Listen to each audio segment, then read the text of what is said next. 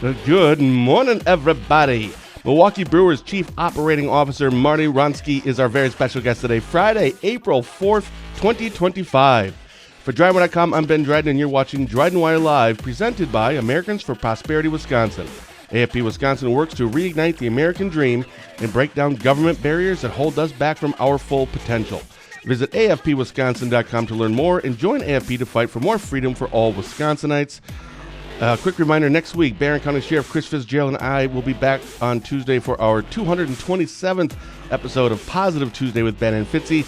And later in the week, on Thursday, April 10th, Wisconsin's 7th Congressional District Representative, Congressman Tom Tiffany, will be joining me for our monthly live chat. But today, I am honored and privileged to be joined by the Chief Operating Officer for the Milwaukee Brewers, Marti Wronski. Marti, good morning.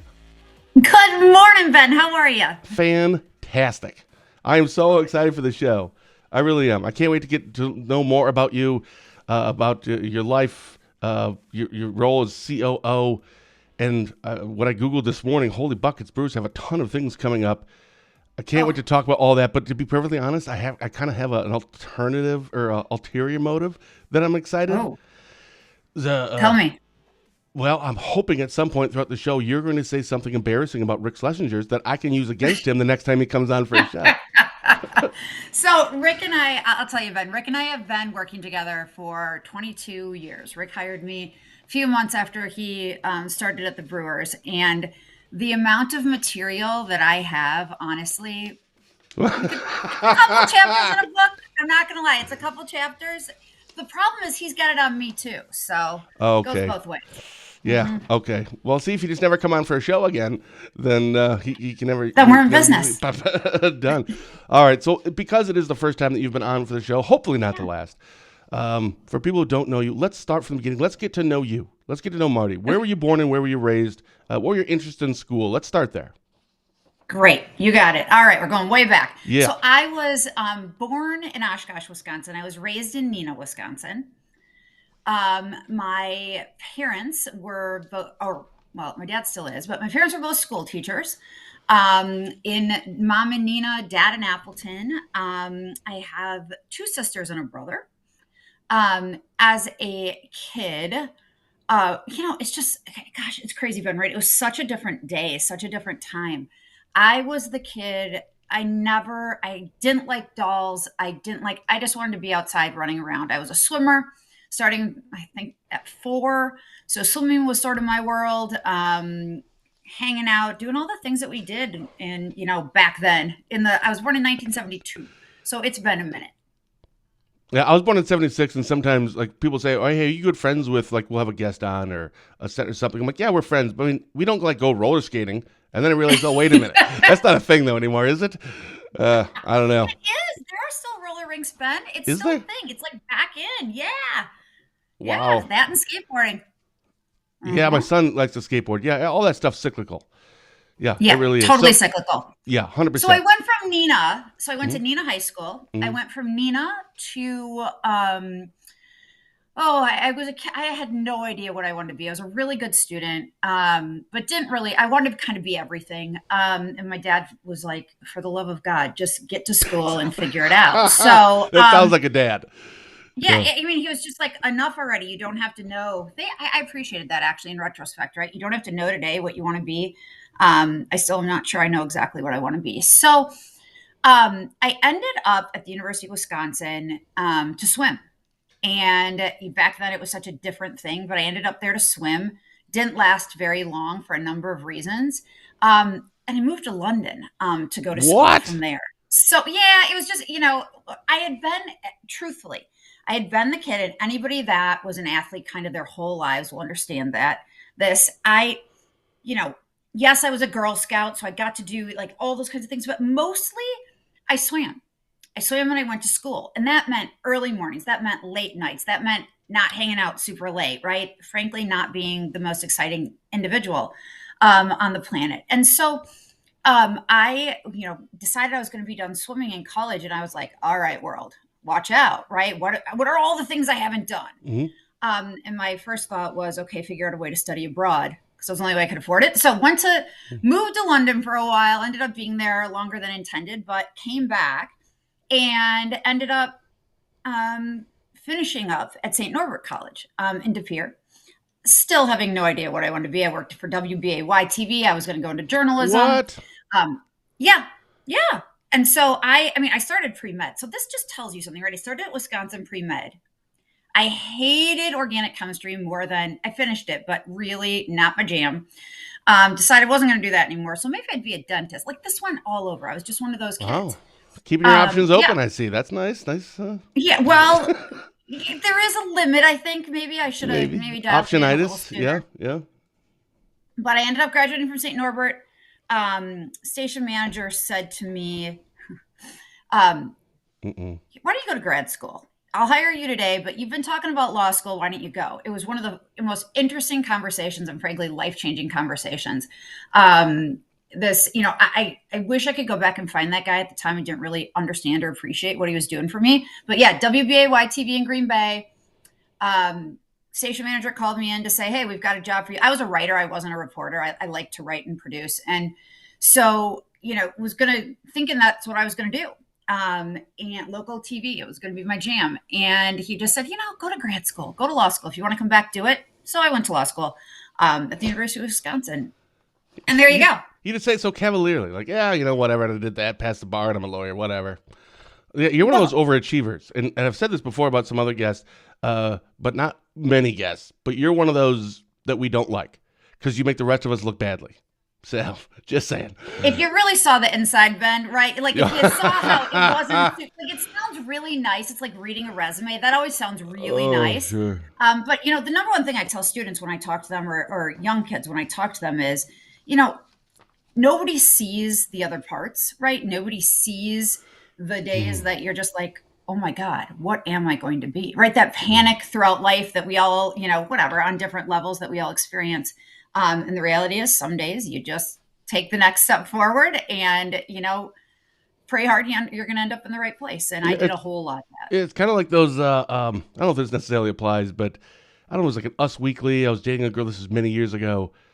One of those that had like the celebrities are just like us, right? And they see them in a normal role, and it's kind of the same things. Like, no, but people don't see I'm just normal too. I binge watch some Netflix every once in a while. I get stomach aches every once in a while. I don't want to go to work we're all the same. The thing. We're all humans, right? We're all humans. My husband 100%. always says, we have 4 sons, and we can get to that, but we have 4 sons, and anybody that has any sons or children in general, but any sons in particular, will tell you, like, sometimes they turn out, which is just awesome.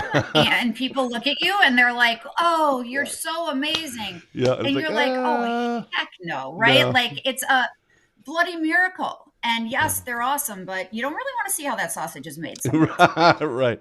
So what led you from, did you pass you went and got the bar and you passed that, right? So you got your, then what do you do?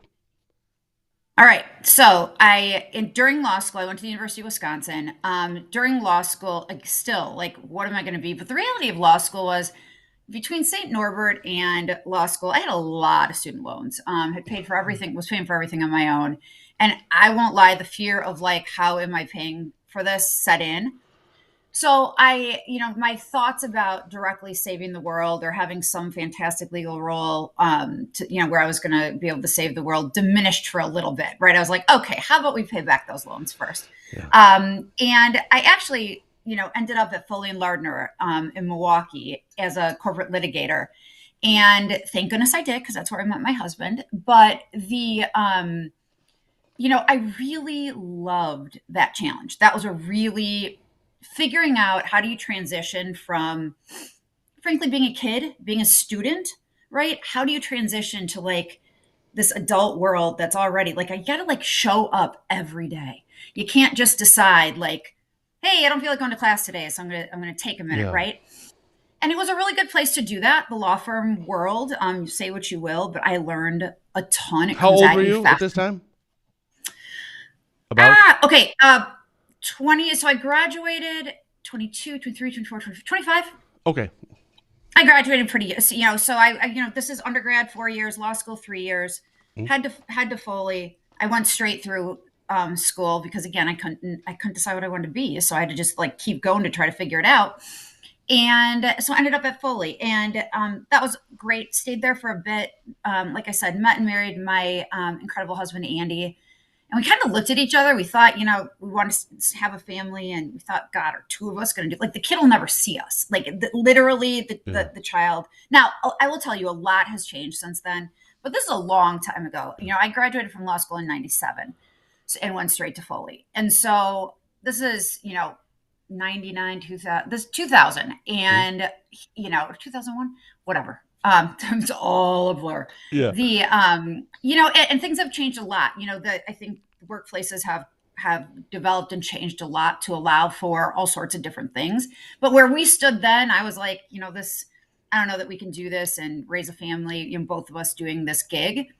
And so I decided, we were expecting our first, and I decided that I was going to look for something else. And I ended up at Marquette University Law School as an adjunct professor. And what's an adjunct professor? So I was not. So I went to I don't have my PhD. I have my JD.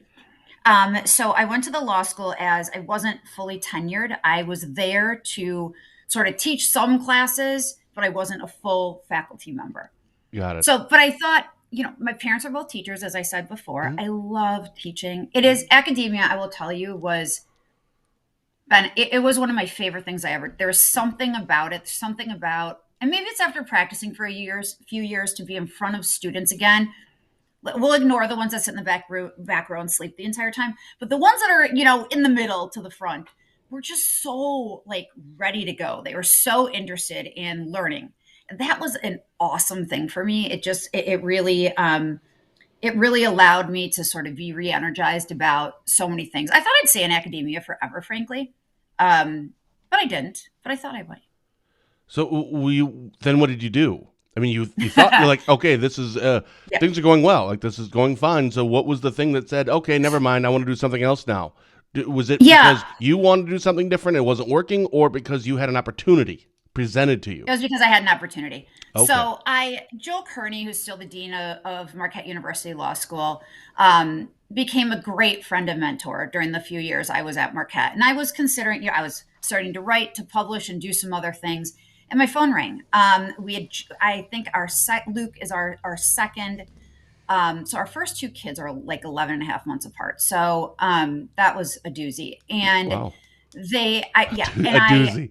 That's nice. Yeah, it was a doozy. And so actually it was our first was 6 weeks old. This is how it went. Our first, Jonah, was 6 weeks old, and my phone had rung. And that's when I went to Marquette the first time. Second time, now I have Luke. He is maybe 4 weeks old, Ben. My phone rings, and it's Rick Schlesinger. So here we go. Here's the first Rick Schlesinger, okay? He's like, hey, this is who I am. I am from Neenah. So I'm not going to lie to you. I'm now comfortable saying this. I've got, my husband grew up in Milwaukee, insane Brewer fan.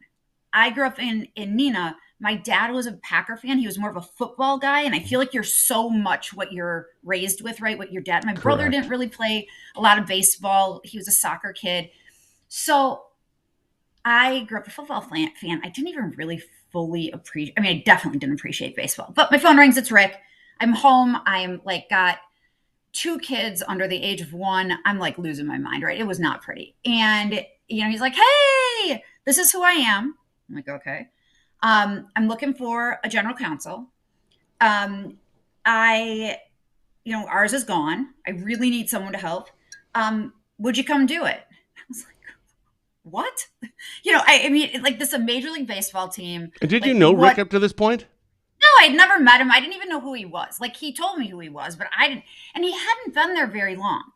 So Commissioner Seelig still owned the club. Wendy Seelig-Priebe was at the club. She was the then president at that time. And so I knew Wendy. Wendy had, she was, for so many of us that were up and coming at the time, Wendy was someone that I really admired, still do. And so that's how much I knew about the Brewers, but I didn't know who Rick was. And, so no, here's what happened. He had called Foley. Foley had been the longtime law firm of the Milwaukee Brewers. And he called Foley and he said, hey, I need somebody. Do you have anybody you know or would recommend that I could reach out to see if they'd have any interest in coming over? I don't have time. This is Rick. I don't have time to do a full on huge search. So do you guys know somebody? And, some folks that I had worked with at Foley, again, all these pieces that, Ben, you just look back and you're like, so if Ben Abrams and Mary Kay Braza hadn't just happened to say my name, like, what would I like? I don't know what I'd be doing. Yeah, that's a blessing right Um, there. yeah, I mean, there's so many of them, right? This Yeah. guy, the station manager who just said, Yeah. "Hey, why don't you go to law school?" You can go back and you can find a Yeah. million of them, Yeah. and those are the little God wings bless, whatever you want to call them. But Mary Kay Braza and Ben Abrams said, I think you should call, this Marti Wronski. She used to be here. She was a lawyer for a long time. She's a professor now. Yeah, she's got some kids, but she'd be really good at this. I wasn't sort of your typical law firm lawyer. I loved, whatever that means, right? That stereotype, especially back in the day, all these, Law and Orders on TV, right? And it was Right. the super rigid, like, that wasn't really my shtick. And I loved counseling. I loved talking to people. I loved the pieces that were strategizing and trying to figure it all out. So I think that's the reason that Mary Kay and Ben. I was also, was more than happy to work really, really hard to figure things out. And so I think that's why my name, I've thanked them a billion, jillion times. But so I said to Rick, he called and I said, no way. I said, here's the deal. I said, Rick, I so appreciate it. I'm thrilled to know you. My husband is going to be like out of his mind that I had a chance to talk to you That's today. awesome. I think I was like literally thank God there was no Zoom then, because I was like in my family room in my pajamas, two Yeah. babies screaming. Sure. This is the way life goes sometimes, man. Yep. You got to just sort of, I Yeah. picked up the phone and I said, no, but you know what? I'm more than happy. I'd love to grab lunch. And I know a lot of people in the legal market. Like, I'm more than happy to think about some, what you're looking for and help you find the right person.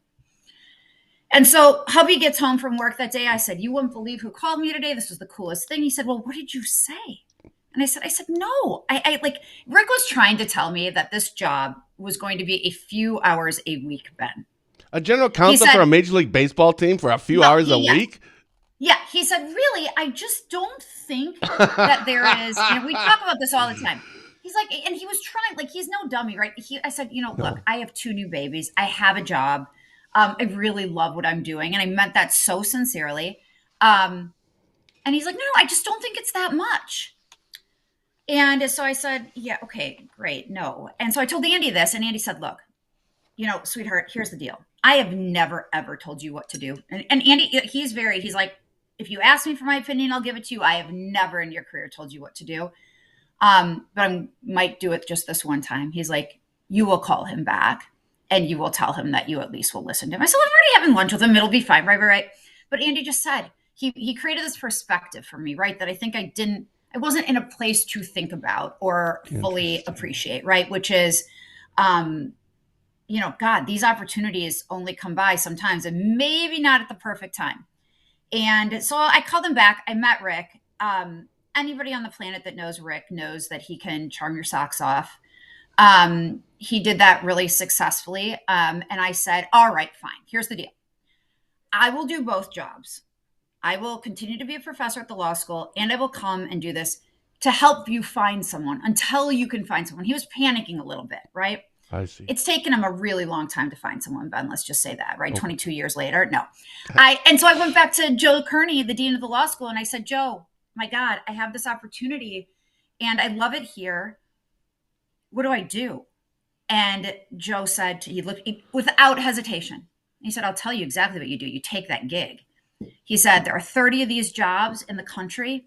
Marquette University Law School has this incredible sports law program. He's like, if you miss academia that much, come back and teach a class now and then. And I do. True. And he said, but go. And I was like, wait, like, do you not love me? No, it was not, it was just one of those pieces of really fantastic advice that sometimes you just need somebody to say, like, what are you thinking? And so I had all these people doing that. And so I started slowly, Rick and I laugh. I was, we sort of thought, maybe I'll be hourly. I was trying to figure out, we had to pay for daycare at least, right? I had needed to work enough that it was, and he teases me about that to this day. Because one of the first things I said to him was, look, like, I need to at least be able to make this make sense for my family to be away from the kids and all these other things. Anyway, fast forward, it was not a couple hours a week kind of gig. I ended up settling in and just loving the sort of, the whole, all of it, right? All of it. I felt so much like I had found a place that really, very early on complimented, was a challenge, but complimented who I was and what I brought to the table. And then Commissioner Seelig calls and says, "Hey, we're selling the team." Were you worried about your job at that point? Oh yeah. Oh yeah. And you know what? I don't know that worried is as much, this was in my first year there, and that we first started talking about this. And, I think more than anything, it was okay, I've already learned a ton. And for goodness sake, if I come out of this and I have now been the inside lead in selling a Major League Baseball team, like I love the work, right? I love the intellectual challenge. I know I sound like such a nerd. I am such a nerd, but like Nerds that rule the world, man. They just do. right? I mean, we try, and there's all Yeah. different kinds of them, right? I'm Yes, not there saying is. I'm the most brilliant, but I loved the like, oh my god, I'm gonna like go through these things that I've never. I knew I could do it, right? I was gonna have others guiding me, and outside counsel and whatever else. But like to just sort of watch that transaction, that process happen, and I thought, if I come out on the other end of this, and whoever the new owner ends up being decides he's going to clean house and he or she is going to clean house and bring in their new team, okay, that's life. I at least will have had this opportunity, and I know that sounds all cute and rosy and all those kinds of things. It really was a time in my career that I was totally okay with that. I was totally fine if Mark was going to do that. I really didn't want him to, but I still thought the experience was going to be amazing. Well, it turns out Mark is so unique in that, and it really, I mean this. Mark ended up being, that there were not a number of individuals that the Seeligs went through this process with of determining who they ultimately thought would be a good custodian of the club. You hear that out there, right? That the Seeligs really took the time to figure out who is going to try to keep this team in Milwaukee, right? Mm-hmm. Who is going to keep them here? And, at the some people go, what do you mean? Like what? Oh, like, again, I won't, overly bore anyone with the small market talk, but it's a challenge to keep a Major League Baseball team in Milwaukee. By the way, I actually, right before the show, I never have pre-written questions, but I write down a few topics right before the show, just for whatever reason. And that's actually one of them, so I'm going to get to that in a little bit, because that's very fascinating to me about the success and the fan base that the Brewers have in a small market. We'll get to that. I absolutely am so glad that you brought that up. Yeah, well, it was that was my introduction to, I hadn't been there that long, so I hadn't lived in the business long enough to fully appreciate that. But when I heard it over and over from Wendy and Commissioner Seelig, I was like, okay, there's something to this. Like this must be a real challenge. And the family looked really hard for an owner that was up for the challenge. And so, we ended up with Mark, and it just so happened that he decided not to wipe us all out. Right? This was completely different than his day job. He didn't own any other sports teams at the time, and he kept us around and let folks, he wanted to assess us and how we did. And here we are, Rick and I are both still here, many years later, and couldn't be more grateful for it. So it's been a ride, Ben. It's been a ride. So you stayed in the general counsel, as general counsel. That your, because you're the COO now. I think that was like in 2022, I think. Was that when that happened? Yeah, you got it right. Look at you. Right. Yeah. I think. So were you the general counsel for the Brewers that whole time, or did you have different roles? I had different roles. Yes, I was the general counsel, but we sort of added to that. So early on, it was for a lot of years. It was just me. And Mary Burns at the time, who is now commissioner and Yuke's executive assistant. But Mary Burns and I, she is also a paralegal. And then eventually, when the commissioner stole her from me.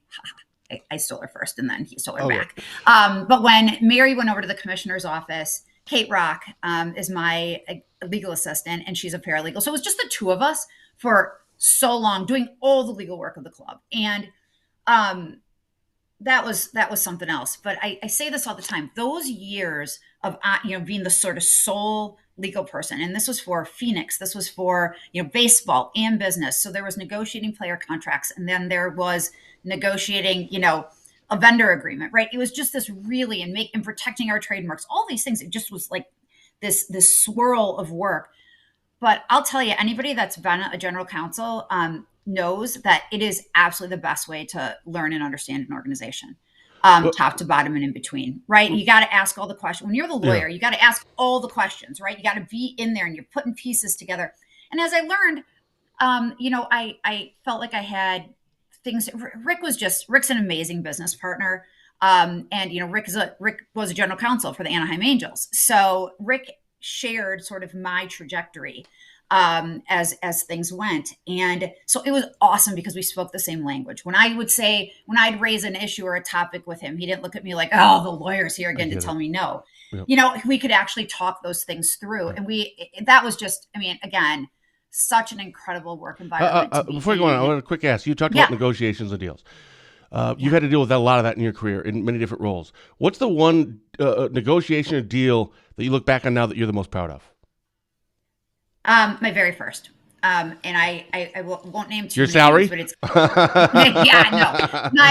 my very, very first negotiation is the one that so the way this works at the time when I started, Doug Melvin was our GM, and I love that man. So he was just back this week. Like he and just the greatest. Not that our others aren't, but Doug, the person you work with first who sort of forgives you as you learn things is somebody that just always, I think, holds a special place in your heart. And I was sort of thrown into things. And back then, we drafted player contracts longhand, Ben. Now, of course, there's computers, right, forums, and you plug stuff in, and the union and the league have negotiated all the standard language. Back then, I kid you not, I drafted my first player contract longhand. I remember we were living in Cedarburg, and I'm like on days on end drafting this thing. And then it was great. Like, oh, that's all pretty and whatnot. But then you got to actually, Doug would negotiated years in dollars. Okay. And then he said, okay, go figure out the rest. And there is a lot more, right? There is a chunk of this is what happens if, right? The if then in a player deal. And I am negotiating this deal, and the agent called me, and my name is Marti, right? Which people sometimes are like, is this man, woman? What's the gender? What do we have going on here? Oh, right? Sure. I never thought about that. And so this particular agent, who, by the way, like a week later, I read all about him in People magazine. So that tells you sort of the, difference here in Marti Wronski and this particular agent. But he called me and I picked up the phone. I was nervous as like all get out for this negotiation. Yeah. And I said, this is Marti. And he said, oh, how cute. A girl lawyer from Wisconsin. What? Yeah. I'm not kidding you, Ben. Again, could not make that up. It was like emblazoned in me. And, I ended up kicking his backside in the negotiation. We got everything, it turned out great.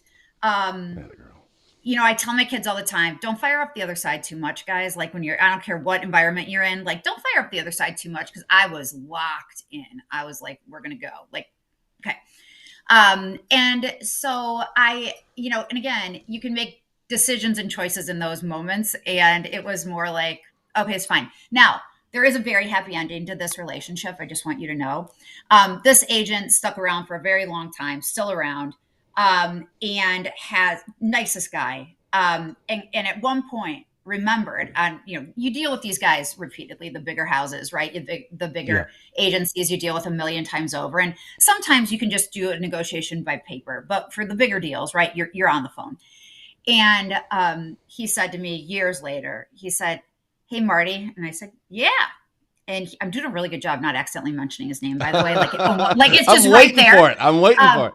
Yeah. No, I'm not going to slip. And I said, because it was a mistake. He screwed up. And he said to me, I'm really sorry. He said, I remember what I said to you. I had never brought it up again. I had not talked about it. He said, I remember what I said to you. And he's like, I was a complete jerk.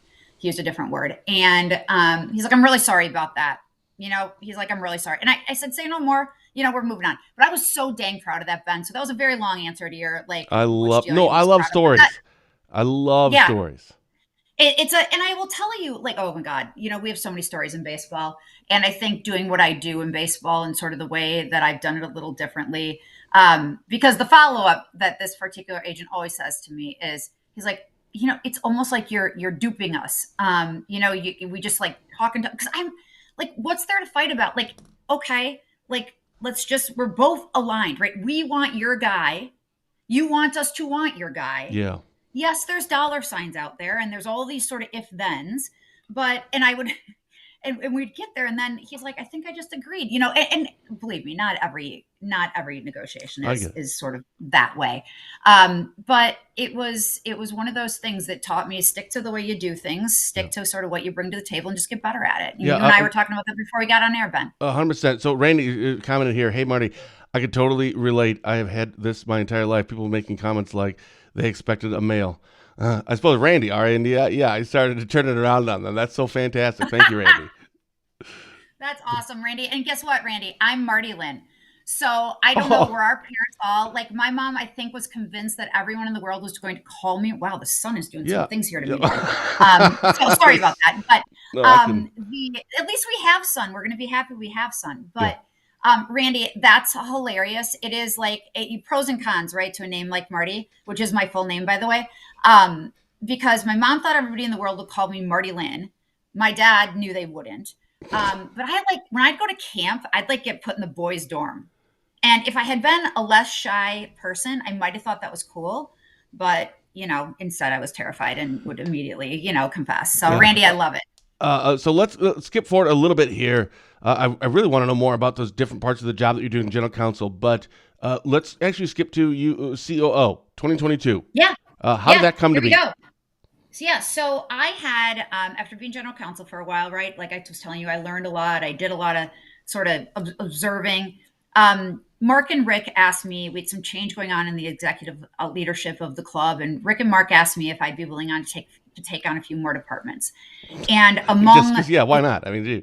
yeah, Like, and well, it was interesting because we had noticed, and again, this is this is a conversation for another day, but anyone who's in business, running businesses, leading businesses right now knows that there is a interesting generational change that is in front of all of us, which is, or shift, I guess, where we've got those companies like ours who look to and rely so heavily on, whether you late millennial and Gen Z talent. There's this bridge we really have to achieve between these generations. And I think, believe it or not, I think we all want the same things, but the language is different. The way we get to things is different. And we were really observing that in our business, that there was this new sort of, so, back in the day, this old school baseball thing was very, hey, there's 30 of these jobs, right? And I had heard this too. There's 30 of these clubs in this country.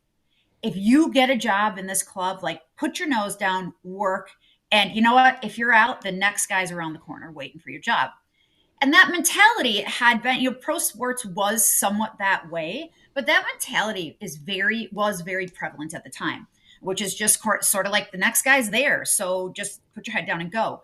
And, these new generations, that's not accept. They're just not willing to just agree to that. They're like, okay, well, then I'm going to go. If there's not more to this, if the culture in our company is not strong enough, I'm going to look somewhere else. I'm really smart. I'm really talented, and I'm going to look somewhere else.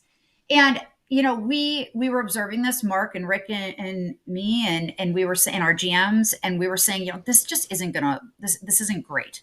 So what are we going to do? So Mark said, Marty, why don't you sort of take that? We're going to give you human resources, and we're going to give you IT. Ben, there are days I still can't boot up my computer. And I'm looking at him like, I said, Mark, I don't like, I said, honestly, like, I'm super comfortable in my own skin. I don't know how to do those things. And I remember this is another one of those moments, right? Rick and Mark said to me, but Marty, you can find experts in those spaces to hire and to oversee those directly, but you can lead. And what we need is someone to lead these spaces. 100%. And, that was such an interesting perspective, right? Like, I wasn't going to be in there actually setting the technology strategy. I was not going to be in there fixing computers and trying to make sure, like I said, seriously, most days I'm like, help desk, HELP, man, at 4357. Like, it's not a joke. It's memorized. Like, I know how to call it. So, in any event, so I agreed to take those on, and we did a lot of culture work internally. We did a ton of work on who are we as an organization. And so we did that, and that continued to expand as additional changes took place. So I'm trying to remember. legal, HR, IT.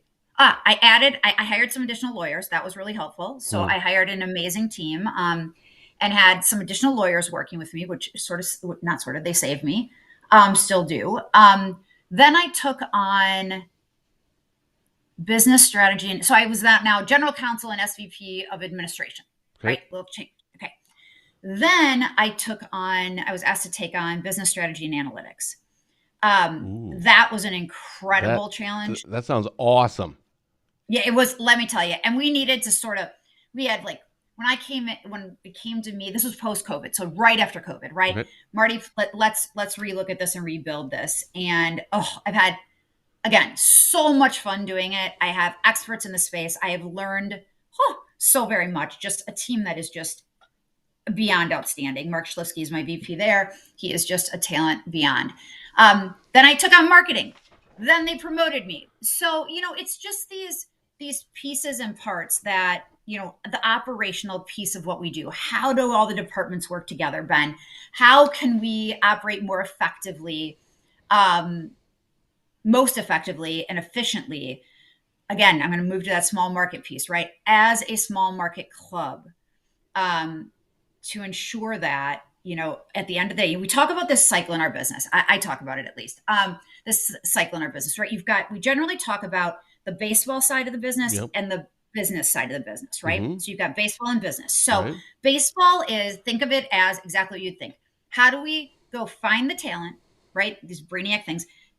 Find the talent, secure the talent, get the talent on the field, grow the other talent, right? So you're growing, and then to hopefully, presumably, either have something to trade or to make deals with, right? I sound like I'm talking about tchotchkes, but these are humans. I understand, right? But it's all about the trade or the deal, or how can we do to make the on-field product better? Well, in order to do that, we need to generate revenue. And so the business side, right?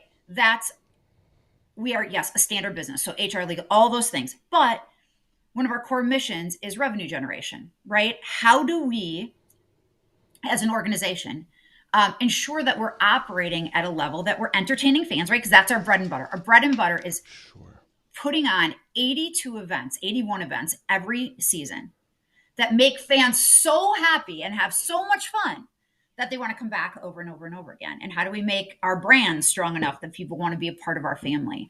And that's really what the business side focuses on. And yes, and so then that revenue comes in, we hand it back to the baseball side of the business, right? So that they go out and find additional talent. Because guess what? Nobody loves anything better than a win. To put that talent out on the field, to win games, to entertain the fans, right? In the core way.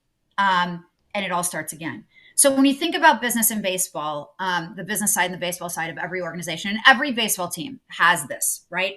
Your general manager and president sort of oversee one side. Your president of business operations, Rick. So that's Matt Arnold. On the other side, you've got a person, Rick Schlesinger, who's our president of business. And then some of us, right, who are sort of the umbrella. Who try to connect and make sure that everyone is connected in the middle. Human resource, like the departments most of the departments I oversee, and then additionally finance. So, that's sort of the magic. That's what, my role as a COO has been and become. It's new to the organization. The first, you mentioned 2022. Well, that whole first part of the time that I was actually technically COO, Rick and I were working on the legislation in Madison. So, I would say the technical work of a COO, I wasn't necessarily fully integrated to. But we had this we needed to make sure we were going to be in Wisconsin. And so Rick and I sort of went all in on work with the legislation and work with the state, which thank you so much to everyone listening. Thank you so much to everyone involved for helping us ensure we had a deal moving forward. But now I've had, I'd say a year of true COO work, which I love. Well, when I Googled your name this morning, because I always like to Google our guest name like 10 minutes before they come on, because I don't really like to know a whole bunch about our guests, because I kind of like to learn it organically. But the first headline that came up was your name in first female in Major League Baseball history. First of all, is that true? I'm assuming, because I didn't actually click on the story. I didn't see where it was from. Ish. It's a, yes. I think there are certainly other women who have done the work, right, for baseball teams. But yes, with the title, The there's title, plenty right. of women who came before me who, Wendy Seelig, there's plenty of women who have come before that did similar roles. What I'm so proud of is now, so that was true at the time. I was technically, the first woman in that role. There is now another. So, we're seeing it, but yeah, I guess I'll give the short I answer. got to Yes, tell you, that's I was surprised when I saw that. Not that it's you. That doesn't surprise me at all. But I've been a baseball fan my whole life. It's my favorite sport. Everything about it I love. But it's been around for a hot minute. I was surprised yep. by. Wait a minute. So let me ask you, why do you think that there hasn't been a female with that title in Major League Baseball until 2022? Yeah, it's such a good question. And I say all the time that, I try to dwell less on why we've been where we've been and more on, where we're going and Yeah, where we've managed to sure. get to. I think it's a number of factors, and some of them that you sort of shrug about, some of them that So in other words, I think some are industry specific, some are professional sports specific. Ben, we are a sport that has been traditionally so fundamentally male. Male dominant. Yeah. All of Yep. our athletes are male, Yep. right? All of them. The Mhm. people at the table have always been men. And that is what it is. But what I so appreciate is the fact that it has been so many men. And I talked about so many of them today: Mark, Rick, my husband, the commissioner, you name it, who have actually been my boost to this role. They've been my mentors in ensuring that, I think about Jack Zarensic. At the time, Jack Zarensic, when I was brand new to the club, he was our farm director. Okay. And he, after that, went to the Mariners. But I would sit in meetings, Ben. And I mean, I had never been in baseball. I'd read everything I could read to try to learn this sport, but I'd sit in meetings with the baseball operations guys. And I was like, zip the lips, listen, listen, listen, right? I would take the most feverish notes. I felt like I was back in law school, like writing it all down. And we'd get done, and Jack would say, "Can I see you?" And I, very professionally, I'd march to his office, and he'd say, "All right, did that make sense to you? What did you understand and not understand? What can I explain to you?" I That's mean, awesome. come on, like, come on. And I look at him and I think, do I trust this guy? Right? Is he really, or is he going to in the next meeting say, because you have to think, sadly, I had to think that way a little bit. Oh my God. Jack taught me, he said, look, I have two daughters. He's like, I can tell you're going to be good at this if we give you the shot.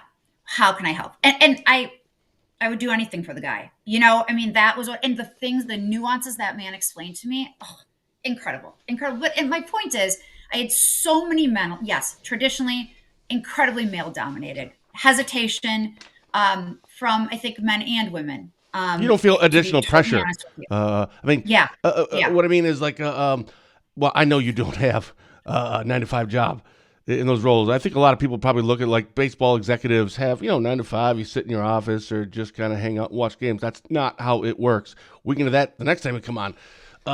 But you strike me as the kind of person that if there was a 9 to 5 job, you want to be there 8 o'clock just because that you strike me as that kind of a personality, right?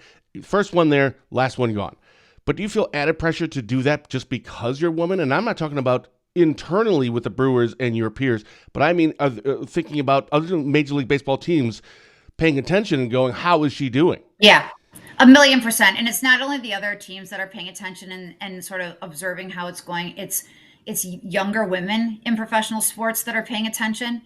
It's Frank. It's other men in professional sports that are paying. My sons that are paying attention.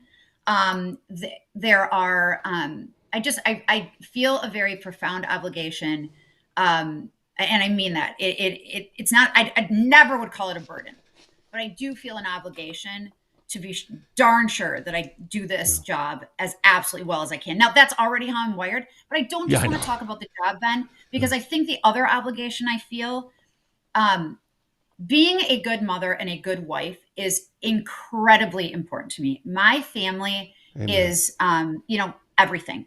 And that, there are certain people out there that sort of say, well, yeah, she must have been a crappy mom or must be a crappy mom. And I get it. I get it. But this is when I talk about my husband and I talk about, I mean, the days that, weren't so, yeah, the kids turned out pretty okay so far. They're amazing, but I so tease. funny. I tease, So but right? They're listening. If they listen to this, they're gonna be like, "Mom, what the heck? yeah, Like, what's with that? yeah, what is the problem?" Yeah. But no, they're amazing. But it was not pretty, guys. There were days, and it's again, we can say all we want about these phones and this technology and how we feel about these things. This, in part, is the reason that I could grow in this job, that I could be on my way to a choir concert, finishing something up, and driving, finishing, like it's all these things. Or my husband saying, who also has a big job, willing to sort of say, yeah, okay, I'll take this one. I got it. I'll stay up late tonight. That's a So, partnership. that's the other piece of the obligation, Ben, that to do right by working moms and to do all moms, right, and families, and to try to show that I'm never going to tell you that it's super easy, but if it fulfills you, if both things fulfill you, being a mom, I guess there's three: being a mom, being a wife, and family and work. If both things fulfill you, you can find You a can do it. place. Yeah. You can find a place. It might not be exactly where you are right now. I get this all the time. Well, my employer isn't doing these things. And yeah, well, first, of course you try. Of course you raise things. Of course you try to have that conversation. But if they aren't ready for you, if they aren't, if your workplace isn't ready for that, there is an obligation on you to look around too, right? Because if you really want that, you can stay in the fight. Absolutely. And I talk to people all the time who are like, no, I need to do it here. Okay, I get that. I respect that. But there's also a side of it, which is just simply that sometimes we have to make different choices, because you can do both. You can. Not always pretty, but you can. You can. We're already about up against our time. I mean, we're never set in stone. I do want to quickly ask you, I want to make sure I get to the things that you're coming up this year. But as I mentioned earlier, I did write down a few questions right before the show. Yeah. So we're going to do a rapid fire questions. Okay, so, I'm ready. I'm going to be quiet. You got it. Let's see. What's a behind the scenes aspect of running a Major League Baseball team on your side that fans would be surprised to learn about? Oh, so much. Literally, it's like, where do you start? I think one thing that fans maybe don't fully understand is the fact that the Milwaukee Brewers Baseball Club, we operate fully in Arizona. We have a full facility there. We operate fully in Milwaukee. We operate fully in Wilson, North Carolina, where we own a minor league club, the Mudcats currently, but they're going to be the Wilson Warbirds. We're in the process there. We own a complete facility in the Dominican Republic. And out of little Milwaukee, we've got amazing people in those spots. We operate all of it. We are a big team in a little market. Got it. Also, my father, former Washington County Sheriff Terry Dryden, commented, "Fired up woman working in the so-called man's world. Excellent. Love it." Thank you. Thank you, Dad. Thanks, Terry. Yeah. Let's see another one here. Oh, this is what I was talking about earlier. The Brewers have built a strong fan base despite being one of Major League Baseball's smaller markets. What do you think has been the key to maintaining such passionate support? Yeah, dang, we love our fans. So we are the smallest market in all of baseball. And people are like, what the I heck didn't does know that. I mean? thought it was like in the bottom five. I didn't know it was actually No, we're I the didn't know smallest that. market in all of baseball. So Slam. according to Major League Baseball. And so, people are like, what does that mean? Guys, what that means is we have TV. So let's think about it from a TV dollars perspective. Yeah. The dollars you get for in a TV deal, right? This is a whole nother subject, but are based on eyeballs, right? We are in New York City, in Los Angeles, in Chicago, right? The number of eyeballs watching, right? So sponsorship dollars, what is that all about? Partners want eyeballs on their brand.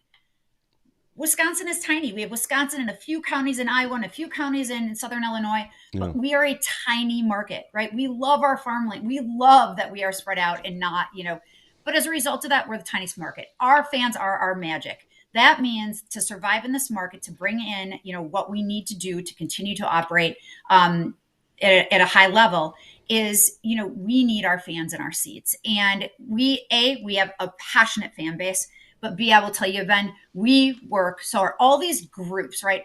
Analytics, sales, marketing, our creatives, all of them constantly 24/7. The focus is, what do fans say? What do fans want? How can we do better? Right? So that people want to come to this park. And what is so amazing is our fans do come. We are in the top percentages of in attendance across all of baseball, right? I was just in New York City for our opener. In Times Square, they have billboards. I'm like, Yankee game tonight. I'm like, okay, so the 5 trillion eyes that just saw this, are more eyes than are in the entire state of Wisconsin. Slight exaggeration, but you get the picture.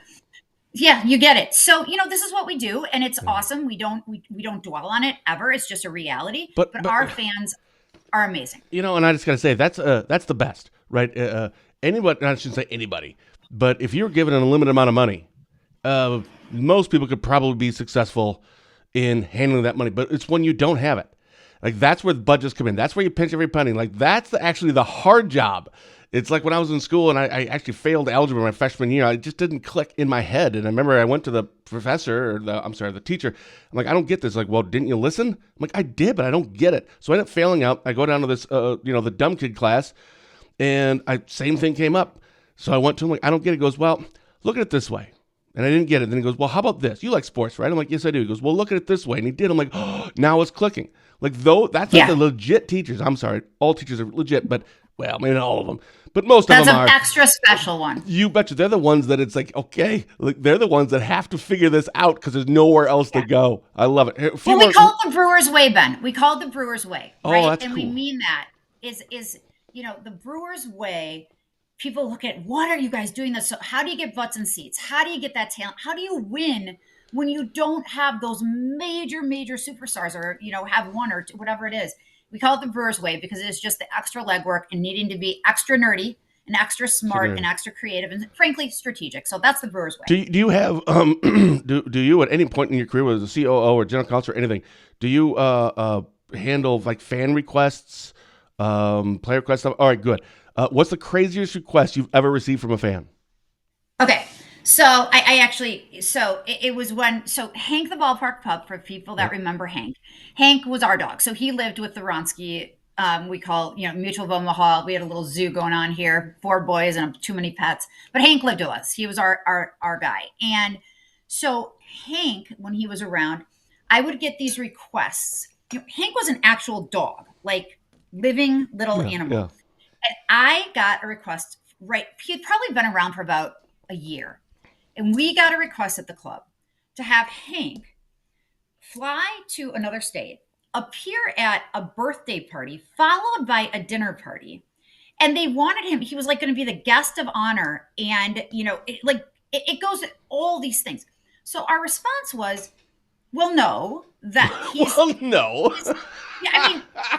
No. No. And he is a living dog. Like, but it was like the nature. They wanted him dressed up. They wanted him to be, it was the craziest. Like Ben, I can't even explain to you. We get a lot of other wackadoodle requests, but you know what? Most of them are really What about players? What's I won't say craziest, but what's the most unexpected request you would ever, that you recall from a player? From a player? Players are great. Our players are, I will tell you, those guys, everybody's got their thing. They have their little, rituals, I would say. Sure. Which I love. Like, who doesn't love a good ritual? Like, I was showing you before, like, this is my ritual, morning coffee and a Christmas cup. Like, that's what I do. But, these guys, they've got their rituals, but it's all because they believe fundamentally it's going to make them perform better.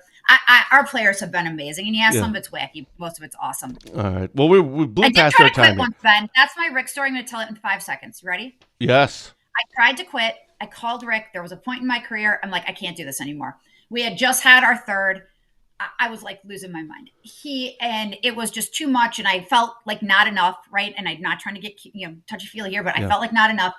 My husband and I had rehearsed this and all these things. And Rick was on vacation in California, which I didn't know because I wanted to walk into his office. So I go to his office. Rick's gone. I say to his assistant, where is he? He's on vacation in California. I'm like, I got to do this now or my husband's going to lose his mind. So I call him and he's like in the family, station wagon, heading to wherever they were heading to. And I said, hey, it's me. You're amazing, blah, blah, blah, blah, blah. I can't do this. I'm so sorry. I will stick around. Here's why. And this is what Rick said to me. He said, no. I said, what do you mean no? He's like, I don't accept your resignation. No, we're going to figure it out. Attaboy. He literally said, we're going to figure it out. And I said, you can't do that. You can't do that. And he's like, well, I just did. When I get back, we'll talk. So I go home. My husband looks at me after this dramatic, as you can imagine, like this, you husbands all know this, right? I've been on, and I'm getting all this support, and we've practiced, and Andy said, okay, how did it go, sweetheart? And I said, he said no. And Andy goes, he can't do that. I said, I know, that's what I said, but he did. And, that's the kind of thing at the end of the day, we all need. I don't care, what your how you identify, who you are, how long you've been around, that's to have somebody that says, no, you're not giving up right now. And to be perfectly honest, for him to say no to you, right? You, that type A personality. I'm sure. Awesome. Yeah, that is pretty awesome. Yeah. We can do a whole different show on no kidding, because oh my goodness, we got through like half of what we were supposed to get through in longer time than we thought we were going to use. Real quick though, this year is shaping up to be tons of things coming up. Give us a brief overview or preview of the things coming up. All right, so it's an amazing season, and by the way, guys, we started out a little needing a warm up, I guess, but we're warm now. You've seen it. I saw 3 in a row. We're warm. We're rolling. It is phenomenal. The ballpark, if you haven't been, you guys, you have to be there. Come on. We've got 17 gate giveaways this season, more than we've ever had. We have 9 theme nights. We have 3 community nights. We have 2 post-game concerts, DJ Diesel and Nelly coming up. Are you going to have a torpedo? Are you going to have a torpedo bat night? I knew you were going to go there, Ben. TBD, my friend, right? Okay. We'll have to see. To be determined. There's so many new things. The food, the alley, the food at the ballpark is unbelievable. Look it up online. What's your go-to? What's your go-to ballpark food item? Food or drink item? I have a new one, to be honest with you now. It is the gelato in the alley. Like, I have never, everybody was talking about it. There's this Heath Bar gelato in the alley that is, and then I will say the truffle fries are, give me a truffle fry and a little bit of a gelato. I am literally That's at the ballpark? I was thinking like hot dogs or something. Oh, we got a lot of that. We got so much of that. And that's what? Amazing. But the truffle fries and the gelato, who doesn't love, it gets hot, Ben. Come on, that's good stuff. I get it. You're going to have to, by the way, you're going to have to ask Rick, because he was on twice last year. And one of the shows, he said, yeah, you should come down to the Brewers game. One of these times, I said, sure, my wife can come down, or maybe see if my dad or brother want to go. And he goes, yeah, don't worry about it. You come down. We'll take care of you. And then it was finished, and I'm like, what does that mean? Like a free soda? Like, I'm not driving down for a free soda, so you need to call Rick and tell him that you need to kind of clarify what that is, buddy. And maybe we could do a show on the road. We can see you down there. We can do a live show down there with you. Come do a show. We'll let you go down the slide. We will give you a behind-the-scenes tour. What? Right? We're going to show you all the stuff. We're going to host you. We're going to get you some amazing seats so that you get all the views, and that's what he means. We'll take care of you. Okay. That's so funny. Got it? I'll clarify for him. We can speak for each other at this point in our lives. I love it. Well, again, thank you so much for staying on longer, almost an hour here, so thank you so very much. But no kidding, we do need to do another one of these because there's so much more that we need to get to. Last words. Anytime. Coming up this weekend, what are your plans? Oh, I'll be at the ballpark. So high school baseball started. So I have a son still in high school. We got high school baseball, and we have Brewers baseball. What could be better? So it's all about baseball all weekend long, Ben. I love it. Thank you so much for coming on. Thank you for having me. Awesome. Special thank you to the Milwaukee Brewers Chief Operating Officer, Marti, Wronski, for taking the time to come on for a chat today. Reminder, I'll see all of you right back here on Tuesday when Sheriff Fitzgerald and I will be back for our latest episode of Positive Tuesday with Ben and Fitzy. So until then, for Drydenwire.com, I'm Ben Dryden saying thank you for watching, and as always, have a blessed day.